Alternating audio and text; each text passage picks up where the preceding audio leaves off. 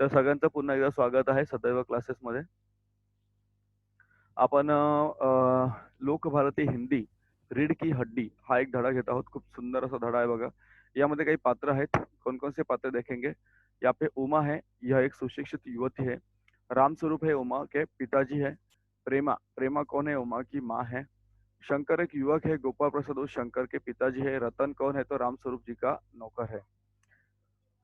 एक कमरा रहता है, अंदर के दरवाजे से आते हुए जिन महाशय की पीठ नजर आ रही है वह अधेड़ उम्र के हैं।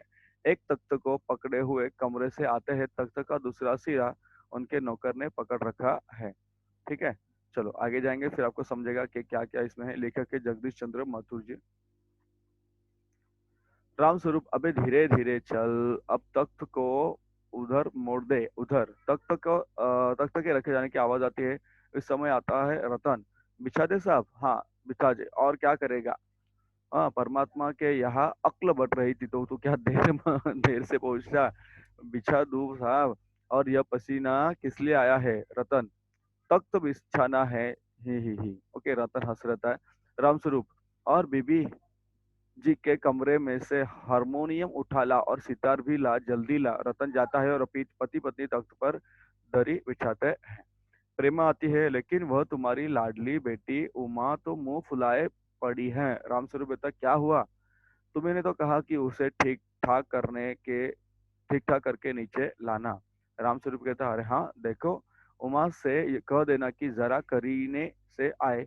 ये लोग जरा ऐसे ही है। खुद पढ़े लिखे हैं, वकील है, सभा सोसाइटी में जाते हैं, मगर चाहते हैं कि लड़की ज्यादा पढ़ी लिखी न हो। और लड़का बाप से है तो लड़का सवा से। बीएससी के बाद लखनऊ में ही पढ़ता है मेडिकल कॉलेज में। कहता है कि शादी का सवाल दूसरा है, पढ़ाई का दूसरा, क्या करूं मजबूरी है। रतन कहता है, बाबूजी बाबूजी, धीमी आवाज से दरवाजे से झांककर। रामस्वरूप, अरे प्रेमा, वे आप भी गए? तुम उमा को समझा देना, थोड़ा सा गा देगी। हाँ हाँ, आइए आइए। तो मकान ढूंढने में कुछ अभी कौन आते हैं? गोपाल प्रसाद जी आते हैं। मकान ढूंढने में कुछ तकलीफ तो नहीं हुई? गोपाल प्रसाद जी खका कर, नहीं नहीं, टांगे वाला जानता था रास्ता मिलता कैसे नहीं। रामस्वरूप, हाँ हाँ। लड़के की तरफ मुखातिब होकर, और कहिए शंकर बाबू, कितने दिनों की छुट्टियां है? शंकर कहते हैं, जी कॉलेज की तो छुट्टियां नहीं है, वीकेंड में चला आया था। वीकेंड म्हणजे क्या? शनिवार रविवार। रामस्वरूप कहते हैं, तो आपके कोर्स खत्म होने में तो अब साल भर रहा होगा। शंकर कहता, जी यही कोई साल 2 साल।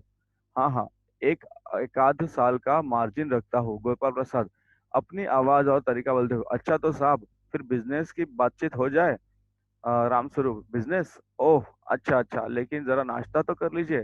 गोपाल प्रसाद के, यह सब आप क्या तकल्लुफ करते हैं? रामस्वरूप कहता है कि तकल्लुफ किस बात का, यह तो मेरी बड़ी तकदीर है कि आप मेरे यहाँ तशरीफ लाए। गोपाल प्रसाद जी कहते, क्यों, क्या हुआ अपने लड़के से? कुछ नहीं। गोपाल प्रसाद, झुक कर क्यों बैठते हो? ब्याह तय करने आए हो? कमर सीधी करके बैठो। तुम्हारे दोस्त ठीक कहते हैं कि शंकर की बैकबोन बैकबोन। इतने में बाबू रामस्वरूप चाय की ट्रे लाकर मेज पर रख देते हैं। आखिर आप माने नहीं? चाय प्याले में डालते हुए, हाँ हाँ हाँ। आपको विलायती चाय पसंद है या हिंदुस्तानी?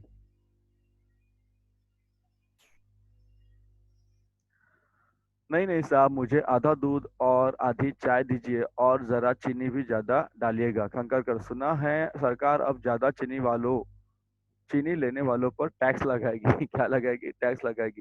हे त्यांचं गप्पा चालू असतात. जसं ते काय म्हणतात ना, पाहुणे गेल्यानंतर आपण जसं गप्पा वर करतो, तसं त्या गप्पा चालू असतात. तेवढ्यात गोपाल प्रसाद म्हणतो, काय म्हणतो बघा, चाय पीते हुए, सरकार जो चाहे सो कर ले, अगर आमदनी करनी है तो सरकार को बस एक ही टैक्स लगाना चाहिए। क्या टैक्स है? वह क्या? खूबसूरती पर टैक्स। मजाक नहीं साहब, यह ऐसा टैक्स है जनाब कि देने वाले चू भी न करेंगे। जोर से वाह, क्या खूब सोचा आपने। वाकई आजकल खूबसूरती का सवाल भी बेढप हो गया है। हम लोगों के जमाने में तो यह कभी उठता ही न था।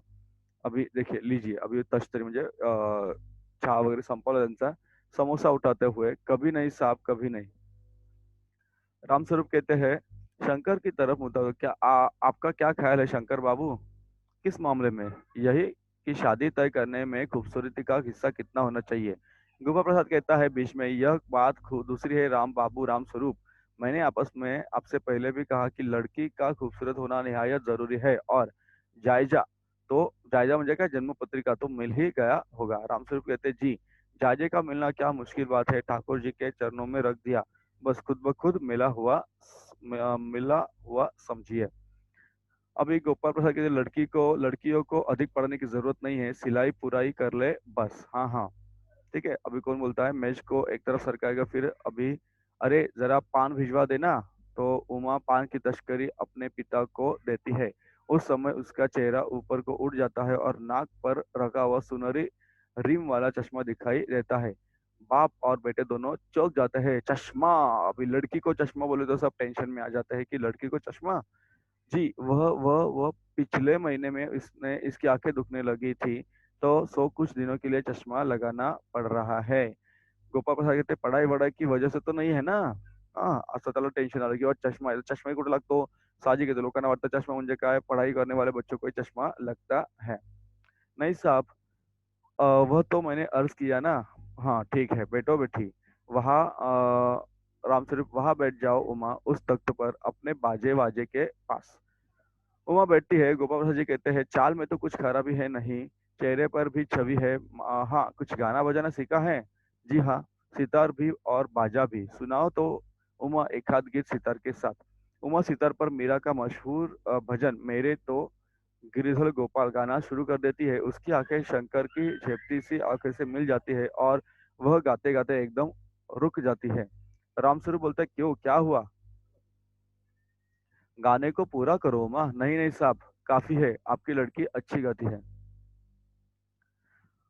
उमा सितार रखकर अंदर जाने को बढ़ती है। अभी ठहरो बेटी। रामस्वरूप, थोड़ा और बैठी रहो उमा। उमा बोलते है कि गोपाल स्वरूप कहता है उमा से, तो तुम पेंटिंग वेंटिंग भी सीखी हो? उमा चुप बैठी है। हाँ, वह तो मैं आपको बताना भूल ही गया, यह जो तस्वीर टंगी हुई कुत्ते वाली, इसी ने बनाई है इस दीवार पर। गोपाल प्रसाद जी कहते हैं, हूँ, यह तो बहुत अच्छा है। और सिलाई वगैरह? सिलाई तो हमारे घर की इसी की जिम्मेदारी है, यहाँ तक कि मेरी कमीजें भी वही सिलती है। ठीक है, लेकिन हाँ बेटी, तुमने कुछ इनाम विनाम भी जीते हैं? उमा चुप बैठी है। रामस्वरूप इशारे से खांसते है, लेकिन उमा चुप बैठी है, उसी तरह गर्दन झुकाए। गोपाल प्रसाद अधीर हो उठते और रामस्वरूप जब हैं। रामस्वरूप, जवाब दो उमा। हाँ हाँ, जरा शर्माती है। इनाम तो उसने, जरा रुकिए, जरा जरा रुको, इससे भी मुंह खोलने चाहिए ना। उमा देखो, आप क्या कर रहे हैं, जवाब दो। तो उमा बेचारी शांत असती, काही बोलतच नाही। हल्की लेकिन मधुर आवाज बोलते, क्या जवाब दूं बाबूजी? जब कुर्सी मेज बिकती है तब दुकानदार कुर्सी मेज से कुछ नहीं पूछता, सिर्फ खरीददार को दिखला जेंडर। देता है। खरीददार को दिखला देता है, पसंद आ गई तो अच्छा है, वरना। आवाज बंद ठेवा। आता ती मुलगी वैतागते बिचारी। हाँ उमा उमा, अब कुछ मुझे कह लेने दीजिए बाबूजी। अभी राम स्वरूप, आपके इज्जत उतारने के लिए मुझे यहाँ बुलवाया है क्या? नहीं नहीं, जी हाँ। और हमारी बेइज्जती नहीं होती तो आप इतनी देर से नाप तोल कर रहे हैं बाबूजी। चलिए। गबर, तो क्या तुम कॉलेज में पढ़ी हो? जी हाँ, मैं कॉलेज में पढ़ी हूँ, मैंने बीए पास किया है, बीए। और कोई पाप नहीं किया है, कोई चोरी नहीं की है, न आपके पुत्र की तरह लड़कियों के हॉस्टल में ताक झाँक कर खाया रहा दिखाई है। मुझे अपनी इज्जत, अपने मान का ख्याल है, लेकिन इनसे पूछिए कि ये किस तरह नौकरानी के पैरों में पड़कर अपना मुंह छिपाकर भागे थे। उमा उमा चुप बैठो। नहीं नहीं, बस हो चुका। रामस्वरूप, आपने मेरे साथ दगा किया है। आपकी लड़की बीए पास है और आपने मुझे कहा सिर्फ मैट्रिक पढ़ी है। दरवाजे की ओर बढ़ते बढ़ते, जी हाँ हाँ हाँ, जाइए जाइए, जरूर चले जाइए। लेकिन इस घर लेकिन घर जाकर जरा यह पता लगाइएगा कि आपने लाडले बेटे की रीढ़ की हड्डी भी है या नहीं, बैकबोन बैकबोन। बाबू गोपाल प्रसाद के चेहरे पर बेबसी का गुस्सा है, और लेकिन लड़के ने रुलासापन दोनों बाहर चले जाते हैं। वह सहसा उमा सहसा चुप हो जाती है।